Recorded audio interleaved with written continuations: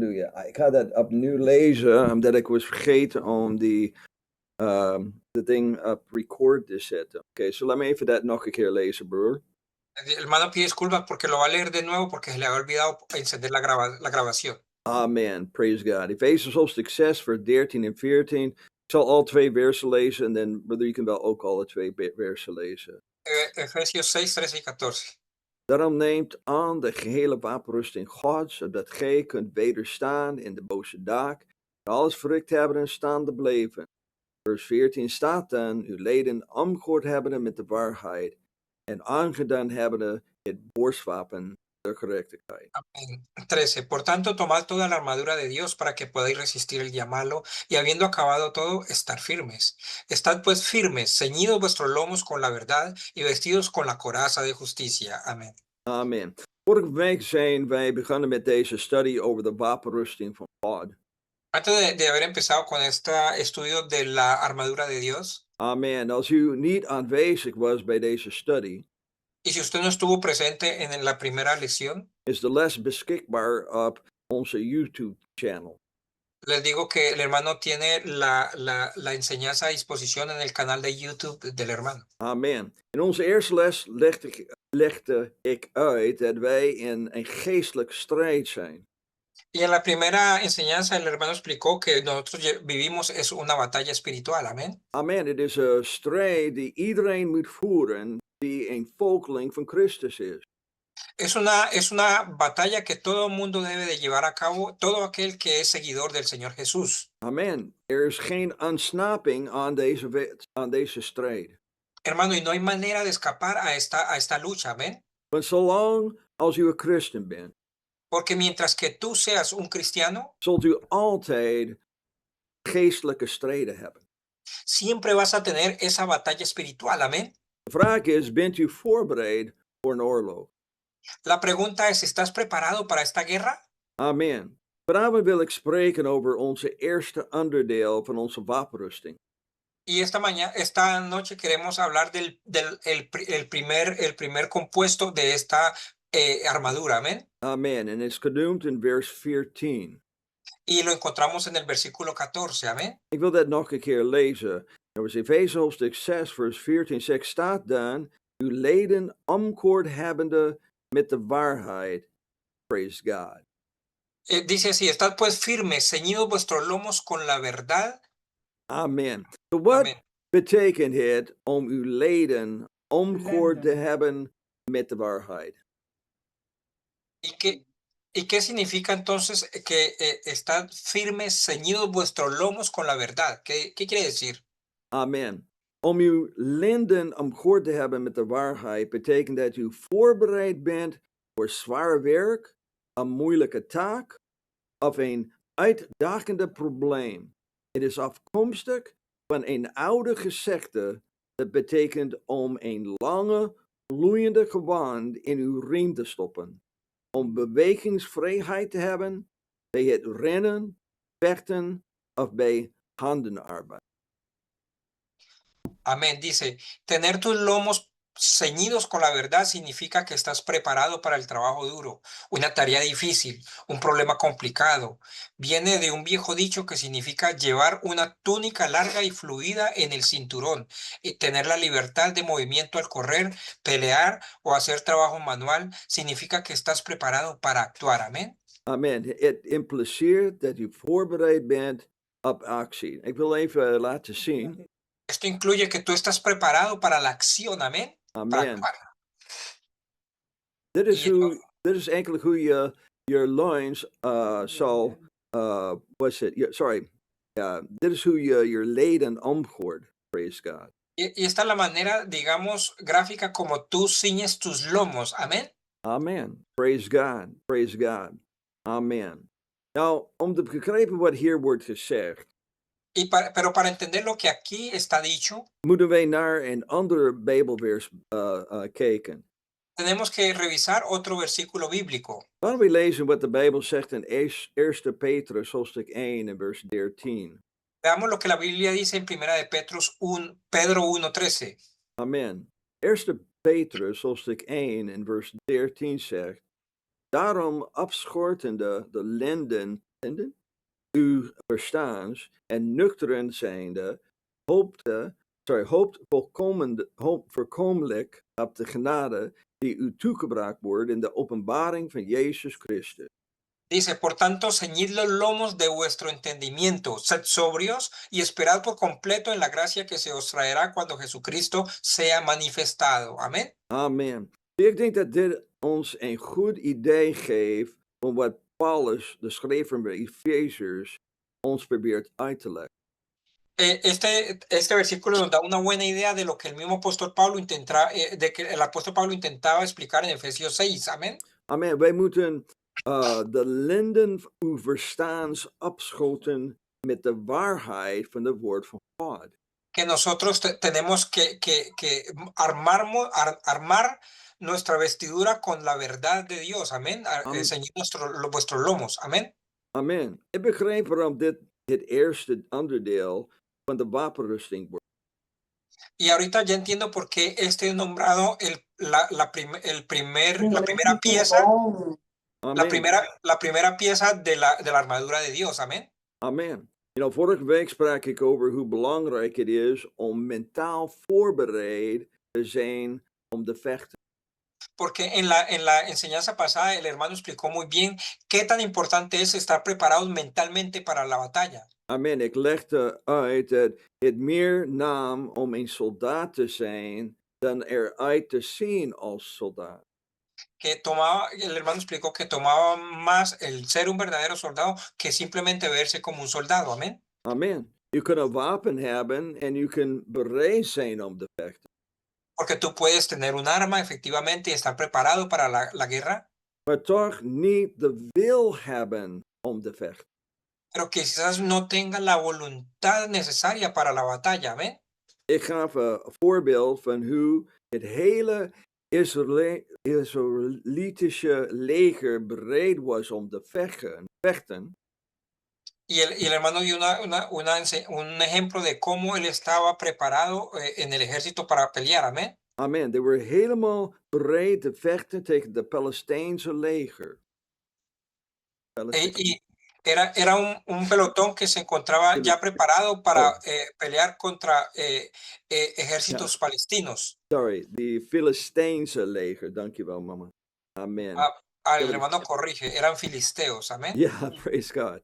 Maar er was niemand bereid om tegen Goliath te vechten. El hermano está hablando del episodio de David, pero contra Goliat mismo ninguno estaba preparado para hacerlo. Amén. Amen. So het maakt niet uit of je een wapen hebt als je niet bereid bent om te vechten.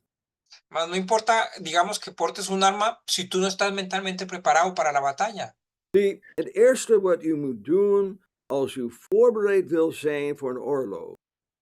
Porque lo primero que tú debes de hacer, hermano, para estar preparado para una batalla es Mentaal voorbereid zijn. Es prepararte mentalmente. Amén. En de manier waarop je mentaal moet voorbereiden. Y la manera como lo haces is met het woord van God, praise God. es por medio de la palabra de Dios. Amén. Nou, hoeveel van jullie weten en begrijpen dat het woord van God krachtig is? ¿Cuántos de ustedes saben y entienden que la palabra de Dios es poder? Amén. Amen. De Bijbel vergelijkt dit met dynamiet. La Biblia, la palabra que usa allí es la palabra dinamita. Amen. Amén. Praise God. Kijk eens naar Romeinen hoofdstuk 1 en vers 16. Miremos rápidamente Romanos 1:16. Romeinen hoofdstuk 1 vers 16 zegt, want ik schaam mij des evangelies van Christus niet, want het is een kracht Gods tot zaligheid en iegelijk die gelooft, eerst den Jood en ook den Griek. Amén. Dice así, porque no me avergüenzo del evangelio, porque es poder de Dios para salvación a todo aquel que cree, al judío primeramente y también al griego. Amén. Amen. Nou, het Griekse woord voor kracht in Romeinen 1 vers 16 is dunamis. Wat verwijst naar innerlijke kracht, bekwaamheid, wonderbaarlijke capaciteit of drijvende kracht. Het is een kernwoord voor dynamiet en het toont de actieve, effectieve kracht van God die door het evangelie wordt vrijgegeven verloosing voor te. Amén. La palabra griega para poder en Romanos 1:16 es dunamis, que se refiere a la fuerza interior, la capacidad, la capacidad milagrosa o esa fuerza motriz. Es la palabra clave para dinamita y muestra el poder activo y efectivo de Dios liberado por el Evangelio para traer la salvación. Amén. Amen. Praise God. Ik vind dat heel mooi. Het betekent, dat betekent dunamis. Praise God. Hermano, me parece muy bonito que la palabra poder aquí signifique dunamis. Ja, dunamis. Dunamis is eigenlijk die kernwoord voor dynamita. Es donde procede la palabra dinamita. Amén. Amen. Praise God. Je zou kunnen zeggen dat het woord van God is als dynamiet. Entonces tú puedes decirlo así, que la palabra de Dios es como dinamita. Het is het enige wat krachtig genoeg is om ons hart van steen te vernietigen. Porque es lo único que tiene el poder suficiente para destruir nuestro corazón de piedra. Amen. Het is krachtig genoeg om de rotsen te vernietigen die onze geestelijke wandel verhinderen. Tiene el poder suficiente para destruir todas esas rocas que están en el camino de nuestro andar espiritual. Amén. Amen. Het is krachtig genoeg om de werken van de duivel te vernietigen. Praise God. Tienen el poder suficiente, hermano, para destruir las obras del enemigo. Amén, del diablo. Amen. In 2 Amen. Corinthians hoofdstuk 10, vers 3 tot en met 5. En 2 de Corintios 10, del 3 al 6, Het vertelt ons. se nos dice que. Amen. 2 Corinthians 10, vers 3 tot en met 6. Want wandelende in het vlees voeren wij den kreeg niet naar het vlees. Dice el 3, pues aunque andamos en la carne, no militamos según la carne. Amen. Vers 4. Want de wapenen van onze krijg zijn niet vleeselijk, maar krachtig door God tot nederwerping der sterkte.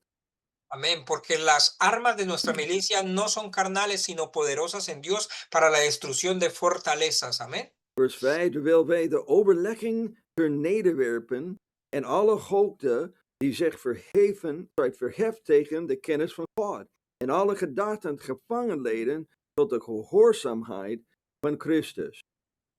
Dice el 5, derribando argumentos y toda altivez que se levanta contra el conocimiento de Dios y llevando cautivo todo pensamiento a la obediencia de Cristo. Amén. En gereed hebbende hetgeen dient om te wreken alle ongehoorzaamheid, wanneer uw gehoorzaamheid zal vervuld zijn. Y estando prontos para castigar toda desobediencia cuando vuestra obediencia sea perfecta. Amén. Amen. Laten wij vers 3 en 4 opnieuw bekijken. Reparemos de nuevo el versículo 3 y 4. Amén. Amen. Want wandelen in het vlees voeren wij de kreeg niet naar het vlees. Want de wapenen van onze kreeg zijn niet vleeselijk, maar krachtig door God tot nederwerping der sterkte. Lo repetimos, pues aunque andamos en la carne, no militamos según la carne, porque las armas de nuestra milicia no son carnales, sino poderosas en Dios para la destrucción de fortalezas. Amen. Mag ik je iets uitleggen? Les quiero explicar algo, amén. De oorlog die wij voeren begint in uw gedachten. La guerra que nosotros llevamos, hermano, empieza en nuestros pensamientos. Amen. De oorlog die wij vechten begint in uw gedachten. Esa batalla que estamos peleando, hermano, empieza siempre en nuestros pensamientos, amén. Amen. De eerste plek waar u aangevallen wordt is in uw gedachten. El primer lugar en donde tú eres atacado, hermano, es siempre en tus pensamientos, amén. Mag ik u een voorbeeld geven? Les voy a dar un ejemplo. Toen Goliath voor het eerst het leger van Israël benaderde. Vemos que cuando el gigante Goliat se acercó al principio, por primera vez ante el ejército de Israel. En de Israëlische leger uitdacht.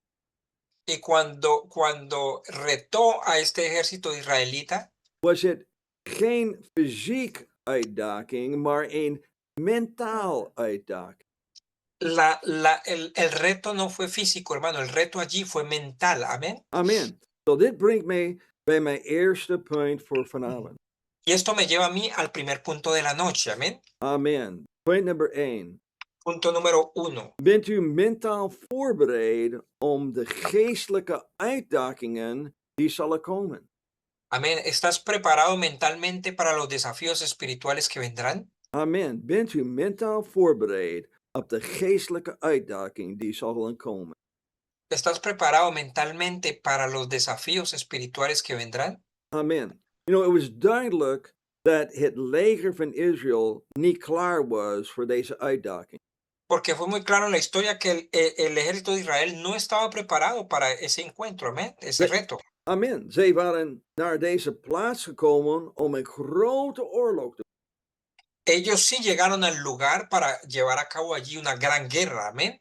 maar niet één op één gevecht met een reus. Pero ellos nunca pensaron que iban a tener un enfrentamiento cuerpo a cuerpo con un gigante. Nou maak ik dat uitleggen. Lo quiero explicar así, Zie, die uitdaging die Goliath gaf, porque el reto que Goliat les hizo a ellos was een persoonlijk uitdaging. fue un reto personal, amén. Hij maakt het persoonlijk. Él lo llevó al plano personal, amén. Ik wil u uitdagen. Porque le dijo, dijo así, quiero retarte a ti. En daar maken velen van ons dezelfde fout. Y ese es un error que cometemos la mayoría de nosotros, amén. Zie, wanneer de duivel ons uitdaagt, Que cuando el diablo mismo nos reta a nosotros, nemen wij het persoonlijk. lo tomamos de una manera personal, amén. Maar de gevechten die wij voeren zijn niet van ons. Pero hermano, es que la batalla que nosotros vamos a llevar a cabo no es nuestra. Begrijp je dat? Dat wij strijden niet, dat deze strijd is niet onze strijd, praise God. Podemos entender, hermano, que la batalla, la lucha no es nuestra. Amen. Wij hebben God aan onze kant, praise Lo God. que tenemos es grande, es Dios de nuestro lado, amén. Zie, dat is wat wij zojuist hebben in vers 4 gelezen, praise God. Y eso es precisamente lo que leímos en el versículo 4, amén. Amen. Want de wapenen van onze krijg zijn niet vleeselijk, maar krachtig door God tot nederwerping der sterkten. Praise God. Amén. Decía así, porque las armas de nuestra milicia no son carnales, sino poderosas en Dios para la destrucción de fortalezas. Amen. Weet je waarom David de reus kan verslaan? ¿Y sabe, hermano, por qué David sí pudo derrotar el gigante? Omdat hij het niet persoonlijk nam. Porque David no se lo, David no se lo tomó, esto es algo personal, yo lo arreglo. Amen. David vertelde de reus dat hij de leger van de levende God heeft uitgedaagd. Porque David le contestó así, vengo contra ti que has retado el ejército del Dios de Israel, amén. Amen. Het was alsof hij de reus vertelde, u hebt mij niet beledigd. Del Dios de los ejércitos. O sea, él le dijo, tú no me has venido a retar a mí, amén. You have God beledigd. Praise God. A quien tú has ofendido es al Dios de los ejércitos, amén. Amen. U moet begrijpen en ook geloven dat u een kind bent van God. No en quiero, brother, sorry. Oh, sorry. U moet begrijpen Debes de entender, hermano, que, en u moet geloven dat u een kind bent van de levende God. y debes de entender que tú eres un hijo del Dios viviente, amén. Amen. Praise God. Wanneer de duivel u aanvalt, Hermano, y cuando el diablo te ataque, valt hij een kind van God aan. lo que está haciendo es atacando a un hijo de Dios, amén. En u zal de duivel niet verslaan vanwege uw eigen kracht. Hermano, y tú nunca vas a vencer al diablo por tus propias fuerzas. Nee, u zal de duivel verslaan omdat God u zal helpen deze strijd te overwinnen. Hermano, sí lo podrás vencer, pero porque Dios te va a ayudar a vencer, a vencer esta lucha, amén. Amen. Het eerste wat u moet doen is uzelf voorbereiden voor een oorlog. Pero lo primero que sí tienes que hacer es tú mismo prepararte para esa batalla. Doe wat de Bijbel zegt. O sea, haz lo que la palabra dice. Staat dan. Praise Levántate. Amen. Amén. Ja, staat. Je moet staan. Praise God. Ya, levántate. Amén. Amen. That's right. Levant it. Weet u dat een kind van God, weet dat u een kind van God bent en dat u niet alleen bent in deze strijd. Hermano, ¿entiendes tú que tú eres un hijo de Dios, por lo tanto no estás solo en esta lucha, Amen. God is met you. Praise sino que Dios está contigo? Gloria a Dios. God. Amen. Het volgende punt dat ik wil maken Y el siguiente punto que yo quiero hacer hoy is es, opnieuw te vinden in 2 Corinthians hoofdstuk 10 en vers 5, de tweede deel. es la segunda parte del versículo de segunda de Corintios 10:5. Amén. Terwijl wij de overleggingen ter nederwerpen en alle hoogte die zich verheft tegen de kennis van God. Dice, derribando argumentos y toda altivez que se levanta contra el conocimiento de Dios. Amén. Amen. Mijn tweede punt is, als u mentaal voorbereid wilt zijn, moet u uw overleggingen beheersen. Entonces, el segundo punto es así. Si quieres estar mentalmente preparado, necesitas controlar tus deliberaciones. Amén. Puntos Amen. de vista. Amén. Wat zijn overleggingen? ¿Qué son las deliberaciones o puntos de vista? Overleggingen zijn de dingen die de dingen die wij bedenken. Las deliberaciones son todas esas cosas que nosotros mismos llegamos a pensar. Amén. Amen. De dingen die wij bedenken. Que podemos llegar hasta a inventar. Amén. Amen. Nou, ik heb persoonlijk vele dingen bedacht die nooit daadwerkelijk zijn gebeurd. Porque yo mismo pensé muchas cosas que nunca se hicieron realidad. Amén. Amen. Hoeveel van jullie weten wat ik bedoel? ¿Cuántos de ustedes entienden lo que yo quiero decir? Het is allemaal gebeurd hier in je hoofd. Son cosas que solamente te pasan por la cabeza. Amén. Wij leggen het over en over en over en over. O sea, lo tenemos allí y lo mantenemos allí y allí y allí. Amen. Praise God. Zie, de reden dat wij dat doen is vanwege angst. Y la razón por la que hacemos esto es por el mismo temor, amén, el miedo. En wij beginnen beelden te krijgen van wat zal gebeuren. Y empezamos a traer imágenes a nuestra mente de lo que habrá de pasar. En wij moeten die beelden beheersen. Pero nosotros, hermanos, tenemos que dominar esas imágenes, amén. Omdat angst is de bron van al onze zorgen. Porque el temor es la fuente de todas nuestras preocupaciones, amén. Amen. Ik wil u graag een voorbeeld geven. Yo le quiero dar, hermano, también un ejemplo. Net als, het is niet die angst dat wij niet genoeg geld hebben waarmee wij worstelen. No es ese temor de que nosotros no tengamos el dinero suficiente con el cual nosotros luchamos, Het is onze overleggingen. sino que son nuestras deliberaciones, lo que pensamos, amén. De dingen dat in ons hoofd komen. O sea, todas las cosas que pasan por eso en nuestra cabeza, amén. De beelden dat wij zien in onze hoofd. O sea, lo que nos imaginamos que pasará por no tener dinero, amén. Het zijn allemaal de dingen die wij bedenken wat er zal gebeuren. Y son esas cosas que nosotros estamos pensando que van a pasar las que ocurren, amén. Omdat wij niet genoeg geld hebben. ¿Y todo por qué? Porque decimos no tenemos suficiente dinero. Zie, dat zijn de dingen die ons bang maken.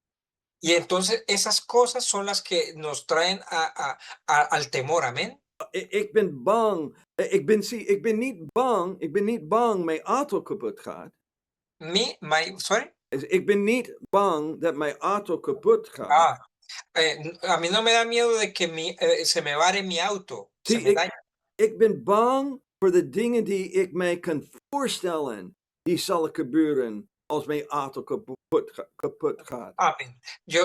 Lo que me entra temor es de las cosas que van a pasar cuando se me dañe el carro. Amén. En dit is wat ik wil dat je begrijpt.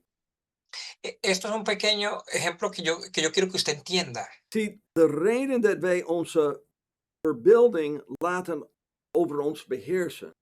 Porque la razón por la que nosotros permitimos a esas cosas que nos imaginamos que nos dominen es Is omdat wij God uit de situatie hebben. es porque nosotros hemos sacado a Dios de la situación. Amén. Mag ik uitleggen hoe het woord van God ons in deze tijden helpt? Quiero explicarles un poco de cómo en este tiempo Dios nos ayuda. Amén. Zie, het is niet alleen het kennen van een bepaalde vers dat u altijd zal helpen. Es que no solamente es el conocimiento, digamos, de un determinado versículo el que siempre te va a ayudar. Amén. In de tijden dat wij zijn bang, Porque en el momento en que nosotros estamos en temor, it's the woord van God that helpt ons om tegen deze, deze denkwijze, deze beelden te vernietigen. porque sí que es la palabra de Dios la que nos ayuda en ese momento para poder destruir ese pensamiento malo. Amén. Maar het is niet alleen het kennen van een bepaalde vers, Pero no, les digo que no es solamente el conocimiento de algún versículo, maar het is ook het weten hoe God de verschillende situaties in de Bijbel heeft opgelost. pero sino que el saber precisamente cómo Dios en diferentes situaciones obró en favor. Amén. Amen. Het zijn alle verhalen in de Bijbel Porque en la Biblia hay todo tipo de historias, hermanos, die ons laten zien hoe God er altijd was en om te helpen. cómo nos enseña a nosotros de que Dios siempre estuvo allí y que Él siempre pudo ayudar. Amén. In al de tijden van nood en praise. En todos los tiempos y en todas las necesidades. Amén. Zie, als God het doen kan, ¿Perdón? als God het doen kan, ja, als God deed het in de verleden, Oh, si en ese tiempo Dios lo pudo hacer, hermanos, kan hij het ook nu doen. lógico que ahora también lo puede hacer. Amén. Amen. Ik kan u niet vertellen hoe vaak ik kracht heb gekregen Yo no puedo ni decirles a ustedes cuán a menudo recibí poder. Amén. door het lezen van deze gebeurtenis in de Bijbel. Praise. Por el haber leído todas estas historias de la Biblia. Amén. Gloria a Dios. Amen. Ik zie mijzelf in deze situaties. Yo me veía a mí mismo en esas situaciones de la Biblia. Amén. Gloria a Dios. Amen. Praise God. Amén. Praise God. Amen. Zowel in het Nieuwe als in het Oude zijn er getuigenis van de kracht van God. Si bien tanto en el Nuevo como en el Antiguo Testamento, en toda parte hay testimonio del poder de Dios. Amén. Zie, dit is de kracht van het woord van God die ons zullen helpen. Y ese es el poder que tiene la palabra de Dios, que es la que habrá de ayudarnos. Amén. Het zal ons helpen om de negatieve gedachten neer te werpen.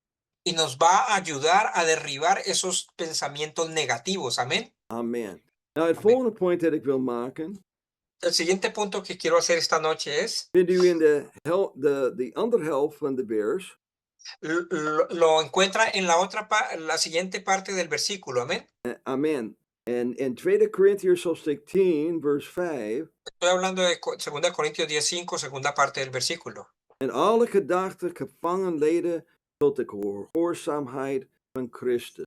Llevando cautivo todo pensamiento a la obediencia de Cristo. Amén. Amen.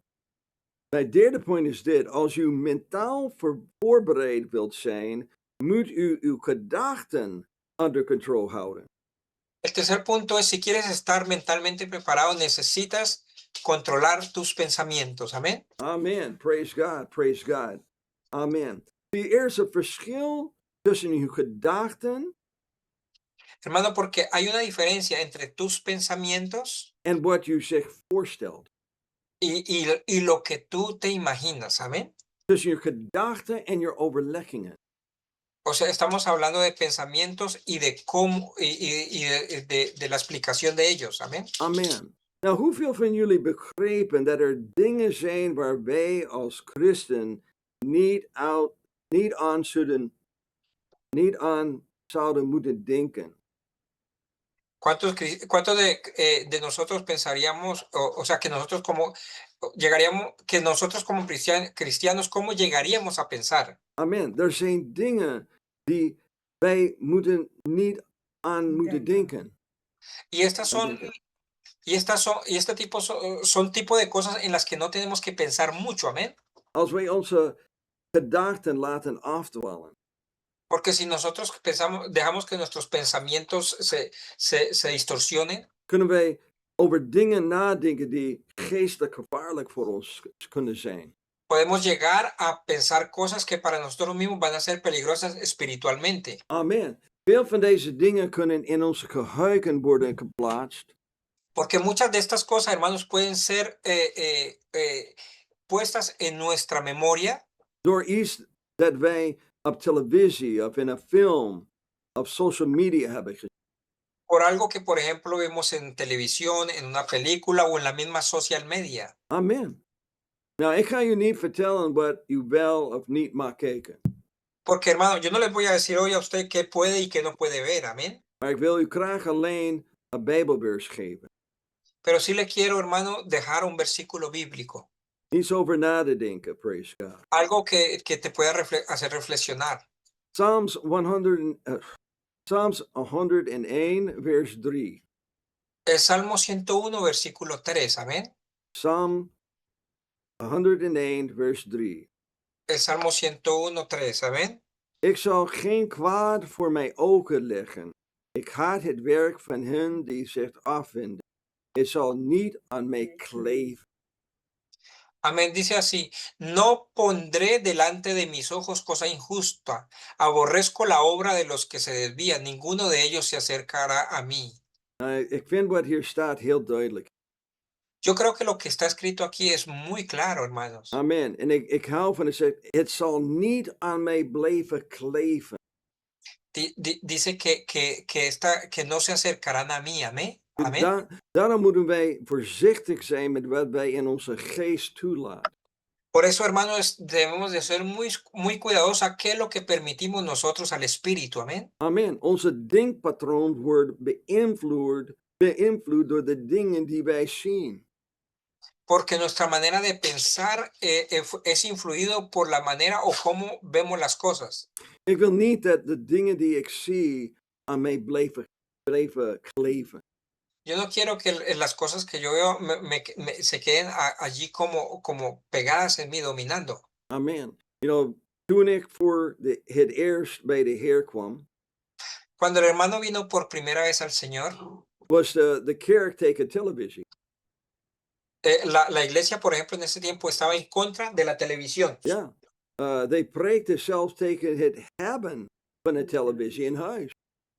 Y se daban prédicas sobre el tener una televisión en la casa. Amen. Wat zij probeerden te doen was om ons geestelijk te helpen. Lo que ellos intentaban en ese tiempo hacer era a nosotros ayudarnos espiritualmente, amén, Door de verleiding volledig weg te nemen.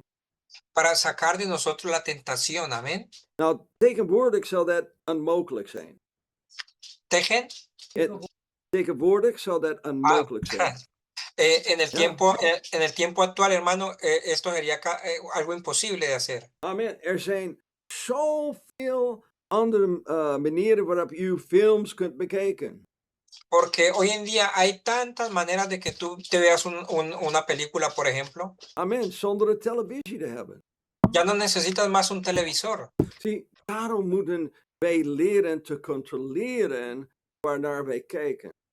Por eso lo que sí es necesario, importante, es aprender a controlar lo que vemos. Amen. There is een knop op dat televisie waar je kan wel dingen veranderen. Praise God. Porque nosotros tenemos un control en el televisor en el cual podemos cambiar los canales. Ja, u hebt de kracht om te beslissen wat je kijkt. Porque, hermano, o sea, que en tus manos tú tienes el poder de decidir qué es lo que vas a ver. Amén. Amen. Praise God. Nou, het laatste punt dat ik wil maken Y el último punto que el hermano quiere hacer staat in 2 Corinthians 10 en vers 6. está en 2 Corintios 10:6. En gereed hebbende hetgeen dient om te wrekken alle ongehoorzaamheid, wanneer uw gehoorzaamheid zal vervullen. Dice así, estando prontos para castigar toda desobediencia cuando vuestra obediencia sea perfecta. Amen. Dit vers gaat over correctie, praise God. Aquí se trata sobre lo que es la corrección. Amén. Amen. So, mijn point is, als u mentaal voorbereid wil zijn, moet u kunnen corrigeerd worden. Hermano, mi punto es que si tú estás preparado mentalmente, debes de poder corregirte, amén. Wist u dat u mentaal voorbereid moet zijn om gecorrigeerd te worden? ¿Tú sabías de que debes de estar muy bien preparado mentalmente para poderte corregir? Ja, je moet mentaal voorbereid om gecorrigeerd te worden. Sí, hermano, para corregirnos debemos nosotros estar bien mentalmente. Nou, ik wou dat ik kon zeggen dat het beter wordt naarmate u ouder wordt. Yo quisiera decir de que a medida que te vas volviendo más viejo, la cosa mejora. Maar jammer, dat is niet zo. Pero no es así. Je wordt niet wijzer soms. No es, por eso no es que te vuelvas más sabio. En het wordt niet makkelijk om gecorrigeerd te worden. Y allí es más difícil de ser corregido, amén. Soms kan leeftijd het zelfs moeilijker maken. Y a veces en más edad, más difícil, amén. Amen. Maar wij moeten allemaal leren correcties te ontvangen.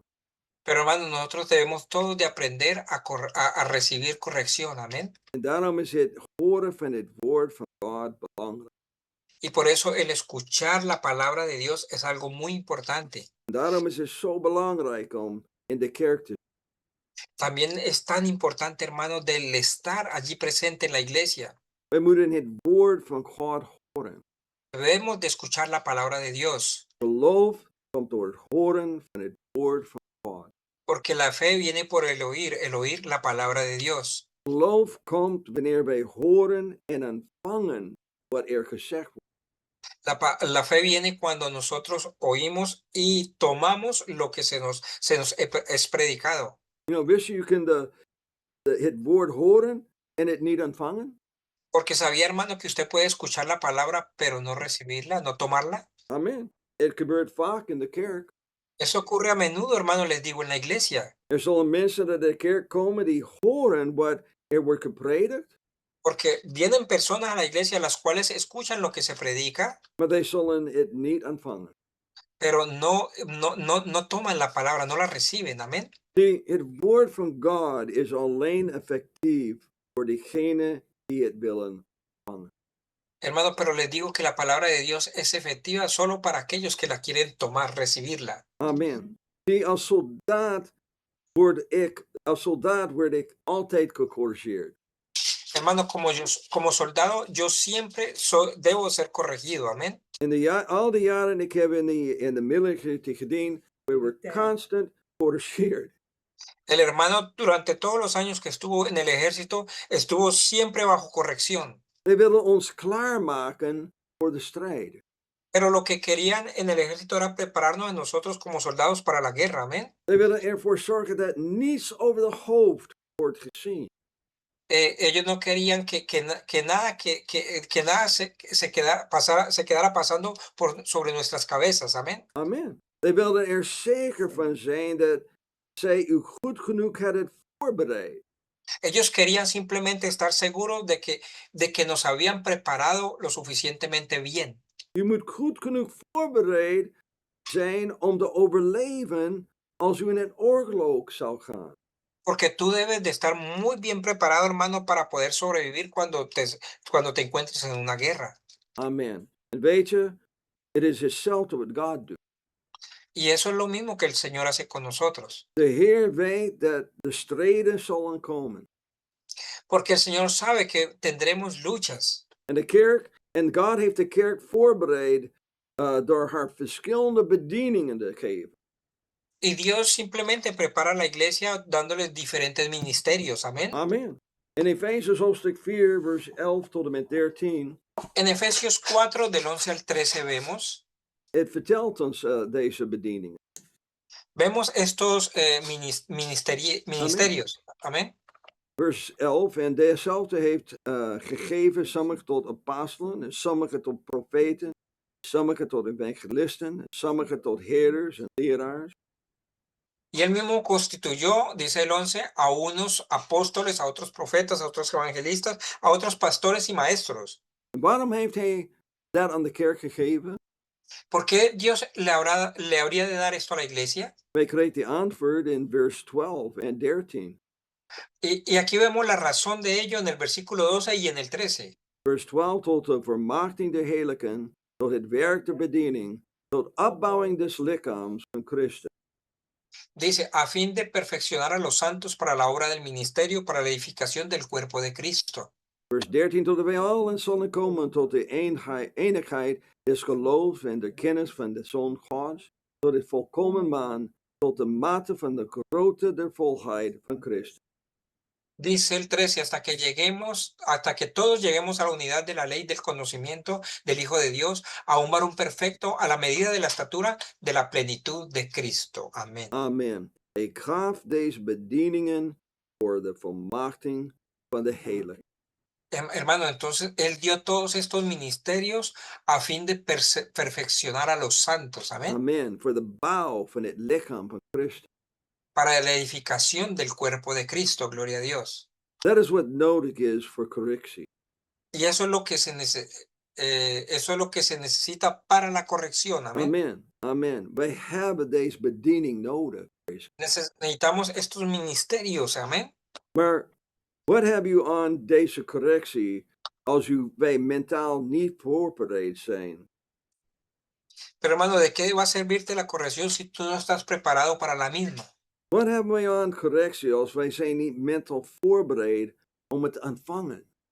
¿De qué va a servir la corrección, hermano, si no estamos preparados mentalmente para recibirla? Amén. Wist je dat de eerste leugen die de duivel zal gebruiken, ¿Sabe cuál es la primera mentira que el diablo habrá de usar? is dezelfde hij gebruikte in het hoofd van Eden? Es la misma que él utilizó en el jardín del Edén. Amen. De eerste leugen dat de duivel zal aan je gebruiken, is dezelfde leugen dat hij gebruikte in de hoofd van Eden. Hermano, y les digo de nuevo que la primera mentira que el diablo va a usar contra ti es la misma que usó en el jardín del Edén. En weet je wat dat is? ¿Y sabe cuál es ella? Heeft God dat gezegd? Te va a decir, ¿ha Heeft- dicho Dios eso? Heeft God dat gezegd? ¿Ha dicho Dios eso? Zie, Satan zal altijd proberen u niet te laten geloven of twijfelen wat het woord van God heeft gezegd. Hermano, tenga esto en cuenta que el diablo siempre va a intentar de persuadirte de hacer falso lo que Dios dijo, lo que Dios dice en su palabra. Amén. Amen. Praise God. Praise God.